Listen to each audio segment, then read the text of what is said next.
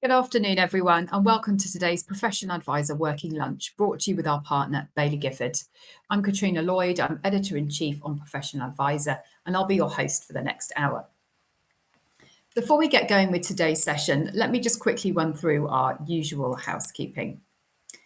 I should inform you this session is being recorded, and we'll send you a link of the recording by tomorrow. Do feel free to share this with your colleagues. And as usual, today's working lunch will qualify for 1 hour of CPD, and we'll be sending your proof of attendance along with the link to the recording of the session, which will arrive in your inboxes tomorrow. So now let's get on with the session. So the first 5 years of the 2020s have been challenging: a global pandemic, rising geopolitical tensions, the continuing climate crisis, a rapid increase in interest rates, and extreme concentration in global stock markets. How does this backdrop feed into the future?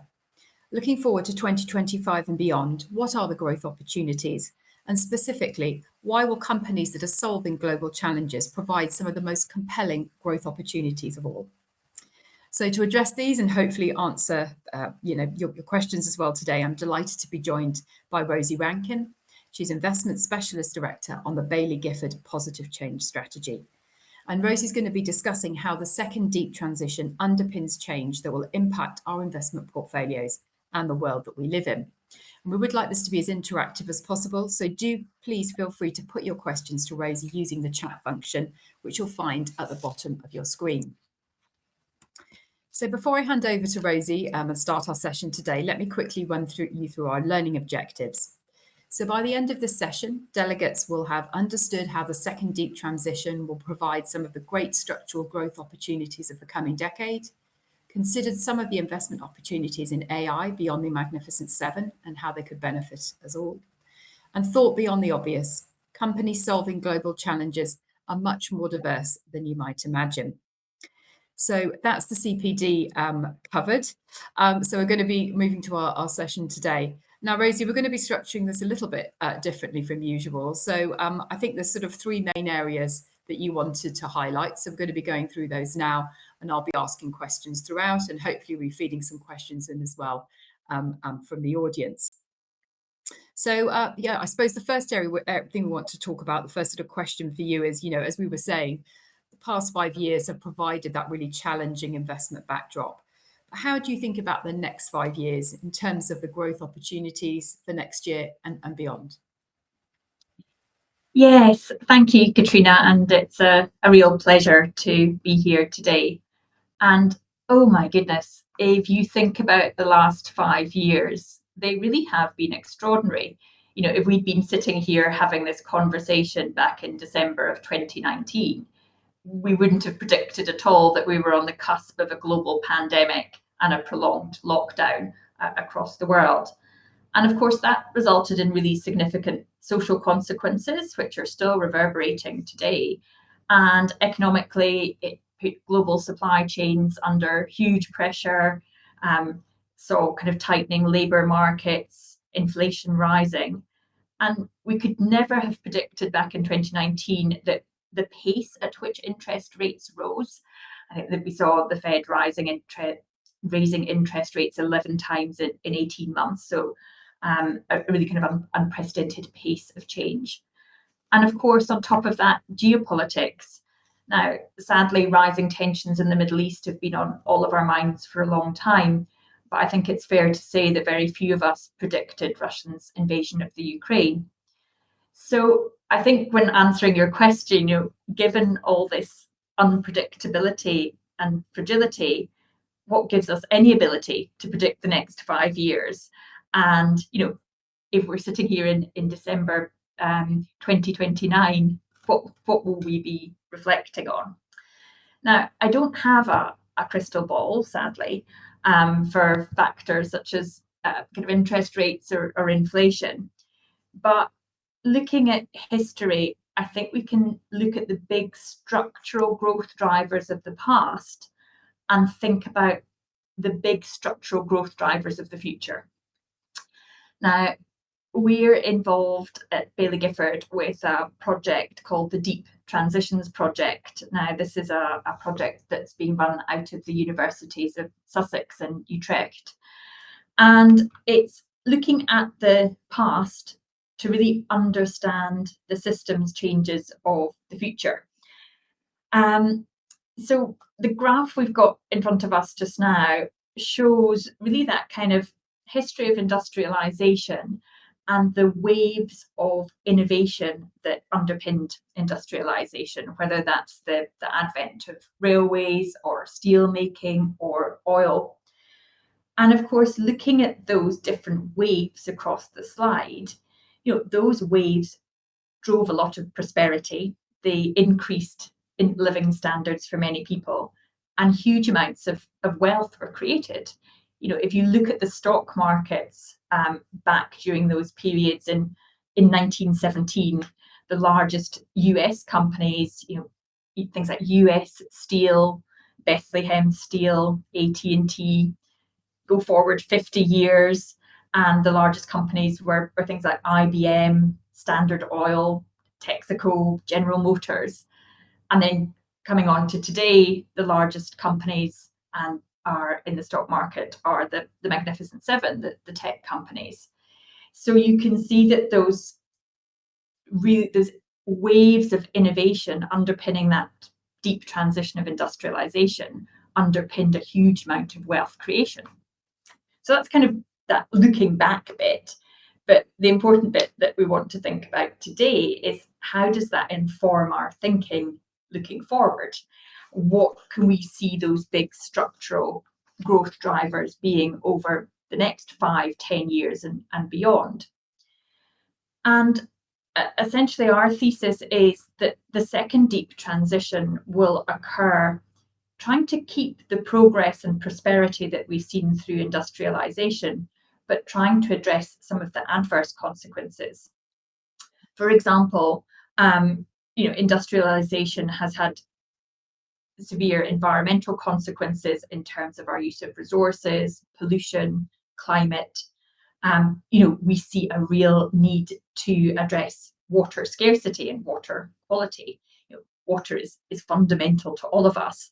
And incredibly, at the moment, around 2/3 of the world's population live in areas which are affected by water scarcity for at least 1 month of each year.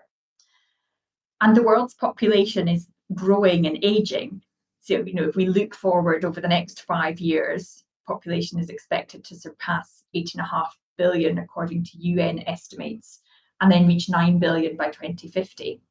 And the population's getting older. So what does that mean for us in terms of thinking about those waves of innovation?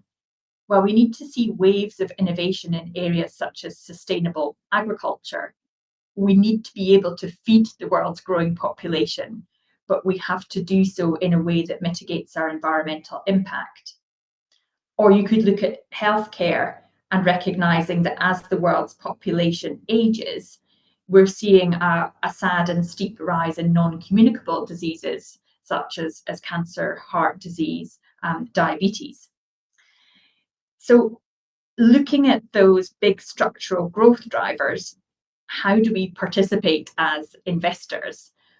And it's really by investing in the companies whose products and services are helping to meet those challenges. So the companies who are innovating in areas of sustainable agriculture, in areas such as water infrastructure, around innovative healthcare solutions. But we started off talking about the macro backdrop and geopolitical tensions, and of course we can't ignore that. And indeed, if you look at that chart in front of us of the deep transition, those waves of innovation took place against a backdrop of 2 world wars, multiple interest rate changes and differing environments, significant political change. So we can't ignore that, but we've just got to ensure that the companies in which we invest are financially resilient, so that they have strong balance sheets, that they are run by adaptable and capable management teams, and they have strong competitive moats. So in the same way that 100 years ago we'd have invested in US Steel or Bethlehem Steel or AT&T, looking forward over the next 5 to 10 years, we want to invest in those companies that are going to be positioned to really benefit for the deep structural growth drivers that we see. That was quite a long answer to your question, Katrina, but hopefully useful. Really interesting, and reflecting over those changes. It is amazing what we've seen, isn't it, and where we are today.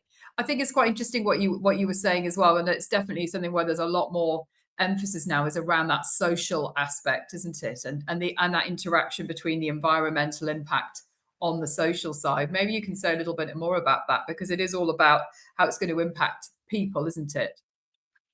It is, absolutely. And I think when you think about environmental and social, you can't neatly separate the two, because the two are interlinked.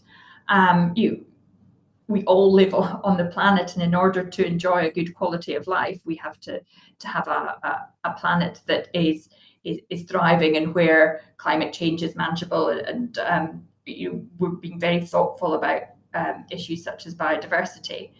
And I think it's really interesting when we get challenges that we're looking at, like the one I talked about in sustainable agriculture, where the social and the environmental are in a bit of tension. Because, of course, when you're thinking about the social aspect, your priority is to enable the world's growing population to have access to affordable and nutritious food. But the environmental consequence of producing that amount of food is huge. So then you think, well, how can we balance that tension? And it's through innovation, it's through technologies such as precision agriculture, which allow you to, using AI, to be much more precise in how you apply chemicals and fertilizers, which enables farmers to reduce costs, maintain or increase yields, but mitigates your environmental impact. Or it's through innovative seed technologies that allow you to plant seeds that have a much higher yield off the same amount of agricultural land. So, it's thinking about those innovations, because again, it's through innovation that you'll have investment opportunity, as well as balancing those environmental and social tensions that you mentioned. Yes, and we'll come to talk a bit more about how the investment team makes these sort of decisions as well as we go through today. And you mentioned that political backdrop there, and the geopolitical side, some huge questions in at the moment, as you said, for the world to be sort of working through, and investors to look at as well. I mean, I suppose the big question, we haven't had it yet, but I'm sure we will do later, has been the impact of obviously Trump winning the US presidential election, and what that means for the environment, for some of the policies he could be bringing in. So I suppose it'd be interesting to get you and the team's sort of thoughts on that, on what it means for some of the companies, some of the themes you're talking about here. Yes, you're right. Really a topical one currently. One we're thinking a lot about, because of course it feels very early days. At the moment, we simply don't know what has been, campaign rhetoric and what will actually translate into policies. It's really difficult to predict that. I can be really clear about areas where we're watching, though. Obviously, there are there's talk about tariffs. There's talk about stemming immigration and even deportation. So, areas we'll be watching. Both of those could be very inflationary in the US. So that's an area we'll be watching in terms of thinking about the portfolio. In terms of kind of environmental policies, we don't know what will happen to the Inflation Reduction Act, which of course has been that kind of flagship act. There's a tension there to manage in terms of the beneficiaries of that act have been many Republican states. So actually, what will be the practical appetite for unwinding that? It's difficult to predict what will happen to environmental regulation in the US. Of course, lots of the debate and the kind of headlines focus around fossil fuels, which is such a kind of contentious and polarizing topic within the US. But of course, there are so many other environmental issues that are of importance. I mentioned earlier water, and water scarcity isn't a problem that's just confined to the the global south. There are many cities and regions within the US itself which suffer from water scarcity or poor water quality due to contaminants. And there's a real aging water infrastructure in the US. Now, that's nothing to do with fossil fuels, but it's an urgent kind of environmental problem that needs to be solved because the social consequences of not having access to enough or clean water are really severe. So again, that's really interesting. And then in terms of geopolitics and the kind of potential for, for example, increasing US-China tensions, again, we don't know yet where that will go. But certainly when we're looking at opportunities for the portfolio, if we're researching a Chinese company, for example, we'd be very mindful about where its end markets are, because obviously if a Chinese company is very dependent on the US consumer, that will put that area of the company's business at risk. But increasingly we're seeing Chinese companies and others not being overly reliant on the US for trade, but building up trade relationships within their own regions. So lots of Southeast Asian countries are big Chinese trade partners, for example. So no definitive answers there at all, because we just don't know, but lots to watch, lots to think about. And the way that we always think about the geopolitical environment is thinking about how does this impact the companies in which we invest. We're not making top-down allocation decisions in that respect. We're really thinking about how will policy changes impact the day-to-day and as well as the long-term opportunities for the companies we invest in. So while there is this uncertainty, it's thinking about the resilience of those companies, being aware of those risks and seeing how they may respond to that. Exactly. Sort of wait and see. Yeah. Exactly. And the one thing that we started this conversation thinking about the difficulties of the previous 5 years. One thing we know about the companies in our portfolio is that they have survived and thrived over the last 5 years. So they have exhibited that resilience you're talking about. They have exhibited management teams which are able to adapt and change during very kind of a difficult environment. So, but yes, you're right, that resiliency point is really important. So I'm going to move on to our next area now. And it's a big theme. It's been a huge topic this year, and one I know our audiences of readers are very, very interested in hearing about, which is AI. And I suppose in the context of what we're talking about today, maybe you can talk to us a little bit about how that sort of ties into the deep transition and some of your thoughts there around this theme. Yes, I'm really happy to. And of course, as you said, it's it's a topic on everybody's mind. And I think it definitely addresses some of those challenges we've already talked about, as well as creating some challenges of its own. And we certainly think there's a huge opportunity. And I think at the outset, it's important to say that we think the opportunity in AI is much wider than the current market focus suggests. Pardon me. Because obviously market excitement has coalesced around 7 stocks, the Magnificent Seven, so kind of Alphabet, Amazon, Apple, Meta, Microsoft, Nvidia, and Tesla. But I've deliberately called this slide Wider Magnificence, because I think the opportunity in AI is so much wider than just in 7 stocks. And I think it's much wider than just in the kind of tech companies as well. So I think there's 3 areas we're really thinking about in terms of our portfolio. So one is the kind of the nuts and bolts, so that kind of AI infrastructure, what is needed in terms of the kind of plumbing of AI. And there we've got in the portfolio companies such as TSMC, the Taiwanese semiconductor company, or ASML, the Dutch lithography company.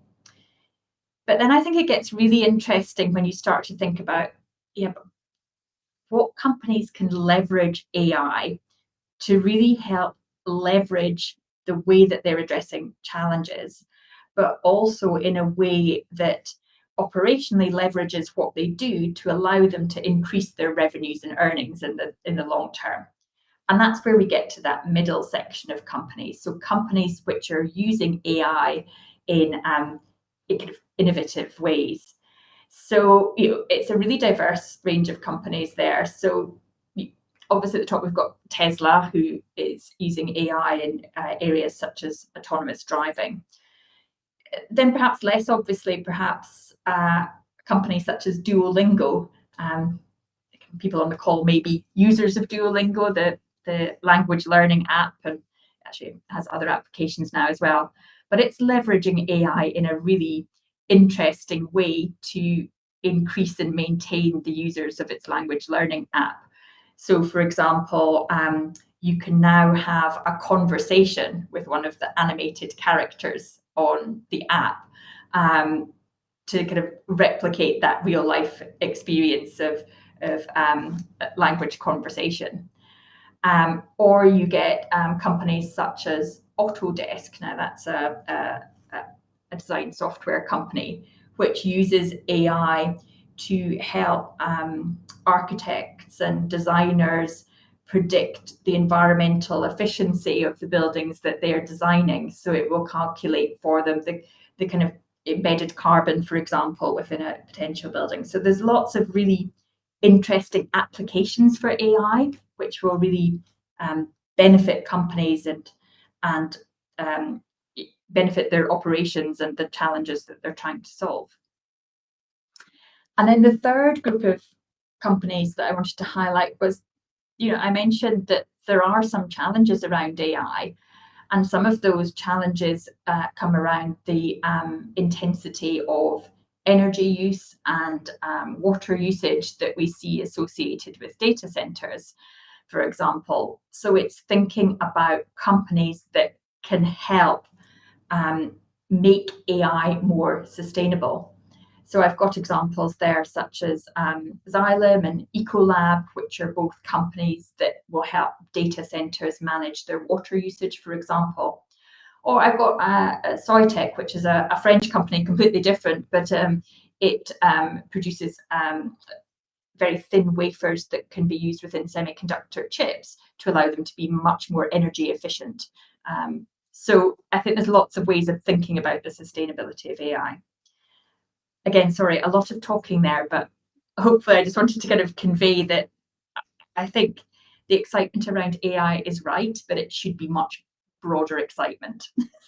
Yeah, no, really interesting there.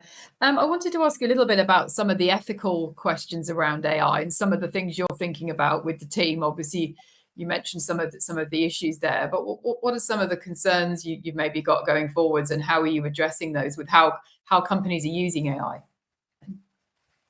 Yeah, and I think I won't pretend to have the answers there, because it's something that not just we, but the industry and many academics are thinking about, and the companies themselves, the responsible companies within this space, such as Microsoft, are putting a lot of effort into thinking about actually what are the societal consequences of AI. In a way, it's much easier to identify the environmental consequences because you can see the energy usage, you can see the water usage, and you can make predictions around that. But in terms of some of the societal issues that we're thinking about, we're thinking about the work within AI. We've just been engaging with a company called, or an initiative called Fair Work, which is out of the University of Oxford, which is looking at the treatment of workers within the AI value chain. So lots of thinking going on there. There's also a kind of much broader question looking to the future in terms of thinking about, well, what work will AI displace in the future? And of course, you've got the almost like blue sky the kind of school of thought where you think, oh, well, AI could take on lots of the more sort of mundane tasks which free us all up to do the more interesting value-added work, or will it actually be taking jobs and lead to kind of mass unemployment? So it's a really difficult one to navigate, but it's one we're very alive to, and it's something that we certainly look at when we're looking at companies in which we're going to invest, in just terms of speaking to them about their thinking and initiatives, because you're right to ask me about it, and we don't have any definitive answers. I think what does give us cause for optimism is that there has always been, again, looking back at the deep transitions, there has always been a degree of resistance and fear about change and new technologies. Going right back, you have the Luddites who were, demonstrating against the changes in weaving technology, and you've always had that resistance to change. As a society, we have always managed to, manage that change in a relatively responsible way. I mean, there's always, as we talked about, there has been consequences, but I think that's what gives us cause for some optimism, that the benefits of change have generally outweighed the negatives. I think you're mentioning earlier as well, like the speed of this particular transition. I think that's what a lot of commentators, when we've been hearing, talks about AI recently, that's really what they've stressed, of where we could even be in a few years' time in that 5-year period, in a very different place in how we're using that. And that's something really interesting as investors, I suppose, how you kind of play into that. And I suppose we could see new players coming in, couldn't we, as well as this technology develops? There could be parts of that disrupting what we've already got in a way. How do you keep on top of that trend and how it's developing so fast? Yeah, so I think you're right, because it creates challenges and opportunities for companies within the portfolio. So when we're looking at companies in the portfolio, and I guess we're fortunate that we have a concentrated portfolio. There are 35 companies. We get to know them really well because we're holding them for a long time. So you want to understand the innovation that is coming within the company itself, and in terms of how they are utilizing AI. But to your point, it's really important that we monitor that competitive environment, both in terms of the incumbent competitors, but also the new competitors coming in.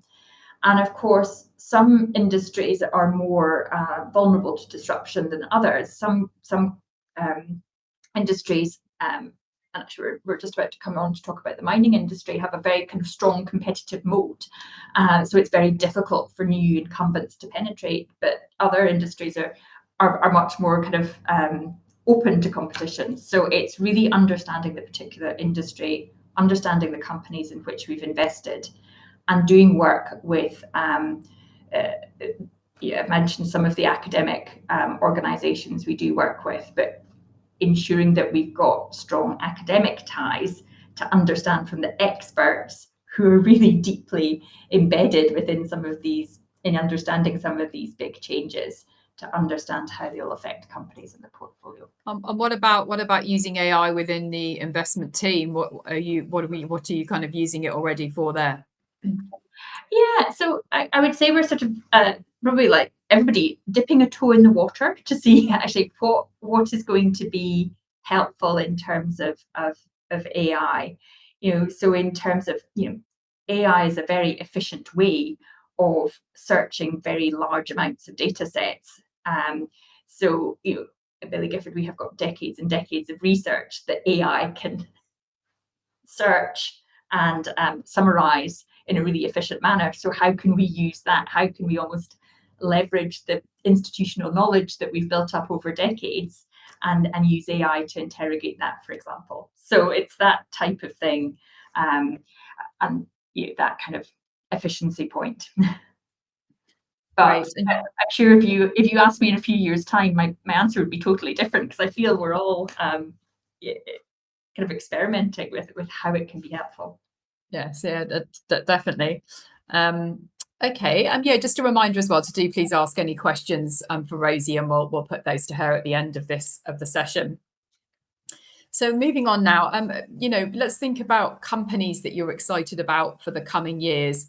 And maybe you could give us some examples of companies where their impact is perhaps less obvious or less well known. Yeah, I'm really happy to do that. I mentioned this briefly in my answer to the previous question. This image here is maybe one that you would not necessarily expect to see in an impact portfolio.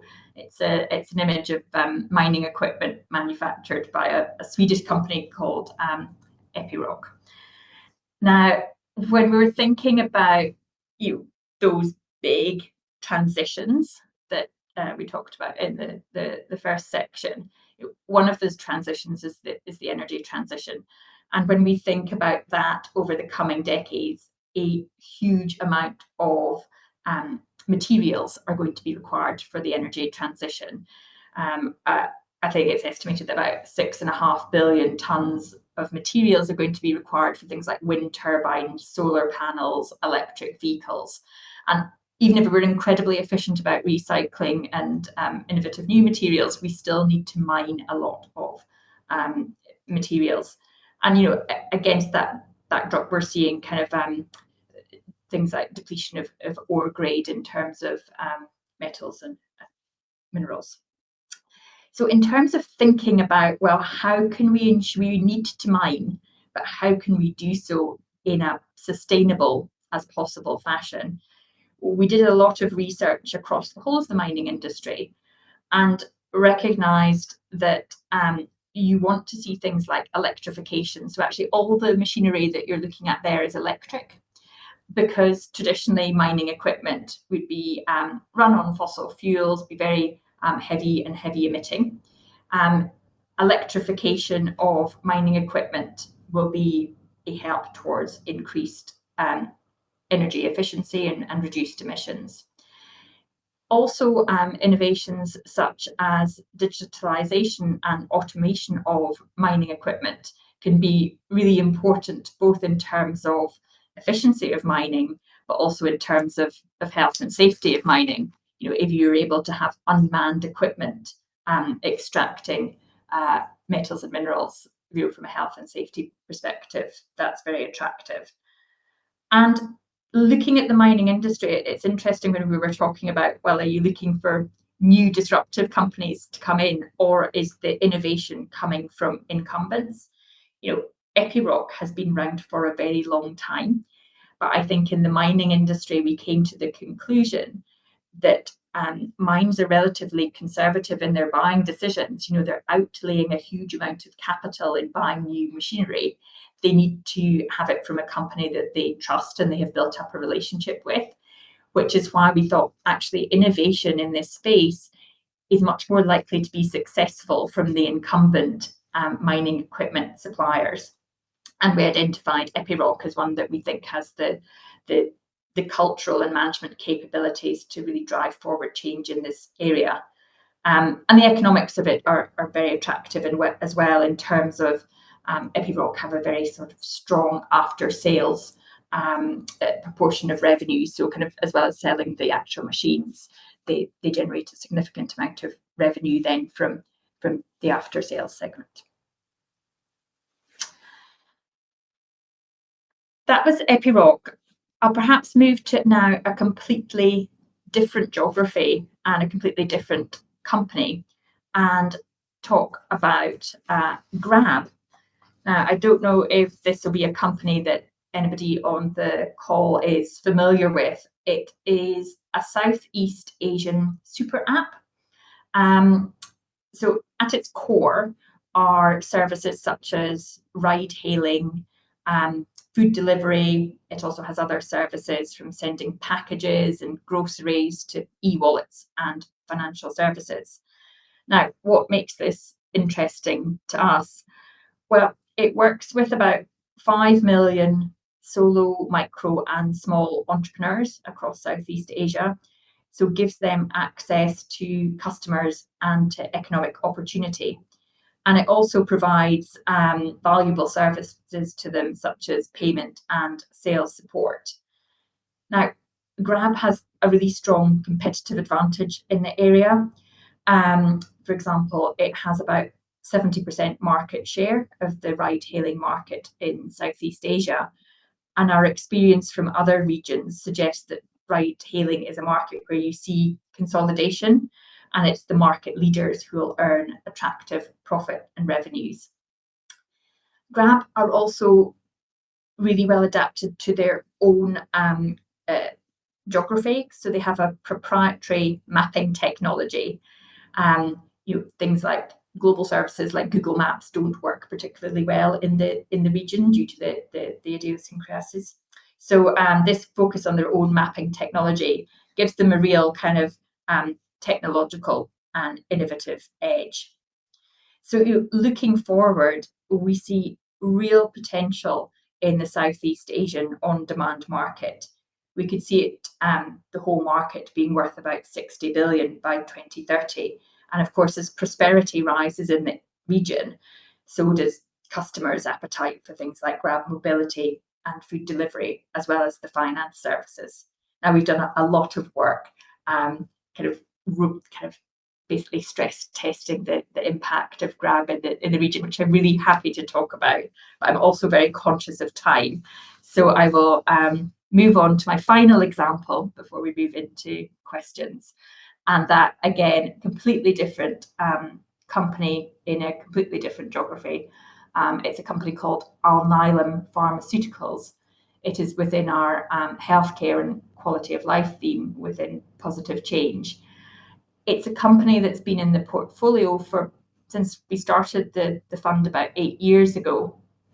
And it has a very innovative technology. It uses RNAi technology, which is basically a technology that stops faulty proteins from operating. The best analogy that I heard about how Alnylam's technology works is that most medicines, if the disease is a tap that is leaking, most medicines mop up the water. But Alnylam's technology stops the leak. When we first invested, they actually had no drugs on the market at all. They now have about 5 drugs on the market which treat very rare diseases. But what is really exciting about Alnylam, and what is exciting both from that kind of challenge that they will address, but also their potential to really generate very attractive revenues and earnings, is that they're now broadening that technology out into more mainstream diseases, which are now in various stages of clinical trials. So I think in terms of thinking about the potential for Alnylam in the future, it really could be transformational. So hopefully that's just given a little flavour of the different types of long-term challenge that we're thinking of addressing, whether that is sustainability of the mining industry, thinking about supporting entrepreneurship in Southeast Asia, or addressing rare diseases through innovative medical technologies. Very different types of companies, but I guess the one thing that unites them is that they're all solving challenges and all kind of offering significant growth potential as well. Great, thank you.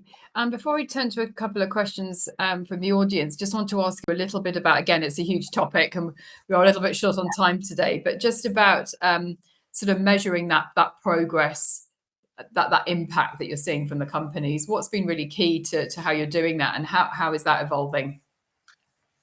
Yeah, so that is a big focus for us, because obviously it's really important. If you hold yourself out to generate financial returns and to generate an impact, you need to be able to measure and report on both. The financial returns bit is easy to report on, but the impact is much harder. We publish an annual impact report, and within that, for every single company, we report on their impact using a logic model based on the theory of change. Now, although the framework is consistent for each company, the metrics are different. So, for example, with a company such as Alnylam, you would be measuring the number of patients treated and the number of diseases that their treatments are available for example. With a company such as Grab, you might be measuring the number of merchants that are utilising their services. Two other things I think that are important. One is to make sure that that is good quality data. So we do get third-party assurance over that data. It's actually from KPMG. And I think it is just to be conservative around that data and to also acknowledge any negative consequences that the companies have as well.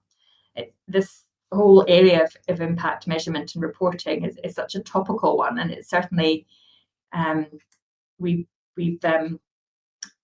just actually 2 days ago got the sustainability impact label from the FCA under SDR, but that was certainly a big topic when we were going through the application process with the FCA, was talking about actually how do you evidence impact and how do you report that in a credible and consistent manner. So I think it's a very topical question for the UK market at the moment. Definitely, and we're seeing huge amount of discussion around the labels and how what groups are doing on that. So I know there's a lot of work involved as well. We've got a couple of questions here, both around that's sort of about growth investing. So maybe I'll move to ask you these.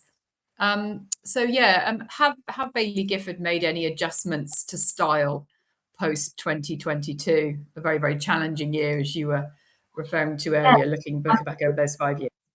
So in terms of our fundamental beliefs and style, no, we've not made any changes. But in terms of execution, we want to reflect and learn and get better at our style, if you see what I mean. So in terms of that, I'll talk to positive change.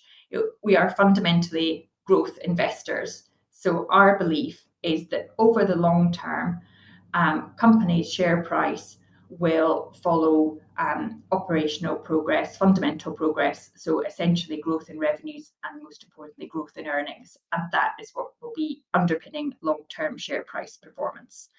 And if you can go back over decades and over the long term, there's empirical evidence to show that companies who are in the top quartile of earnings growth will deliver superior share price performance. So that belief hasn't changed.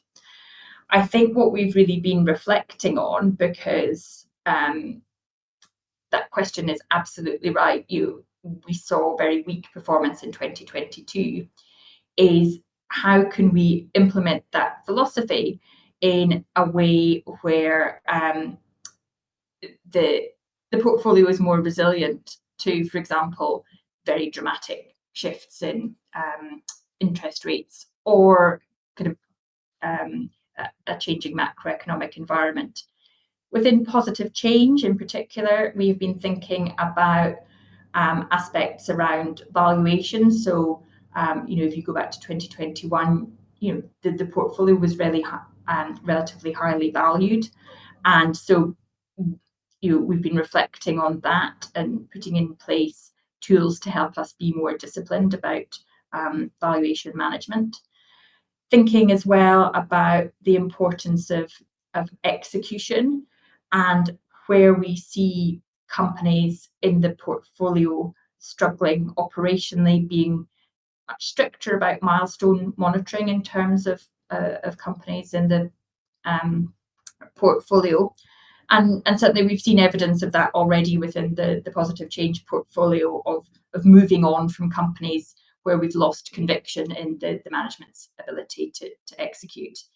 So I think the message is like no fundamental change in style, but definitely refining how the implementation, reflecting on the experiences of 2022.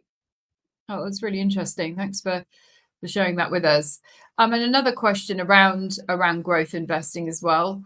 The question here, the comments, some Baillie Gifford funds have still not fully recovered from the falls of 2022. Are high interest rates the reason, or is there something else? Ideally, do interest rates need to be as low as possible for growth funds? So it's not a prerequisite. You don't need interest rates to be as low as possible for growth funds. And again, if you kind of go back through history, growth funds can thrive in any kind of interest rate environment. But certainly what was very unhelpful in 2021, 2022 was the very kind of steep pace of rising of interest rates. In particular for the earlier stage companies in the portfolio, those kind of long duration growth companies. and companies where the market anticipated that the increasing cost of capital would be detrimental to their businesses. So, referring there particularly to kind of early stage healthcare companies.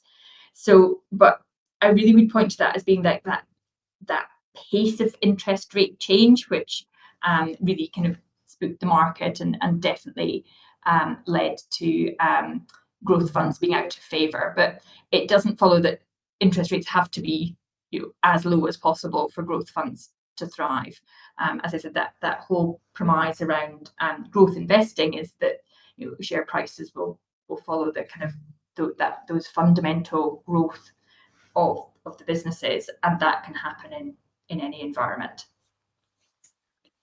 Well, I'm conscious of our time today. I know there's lots of other big areas we could talk about, but maybe you could leave us with just a couple of thoughts, maybe just summarising what we've been talking about, looking ahead into next year, a couple of areas you think just for people watching, investors, just to be really keeping an eye on. What were your kind of key takeaways?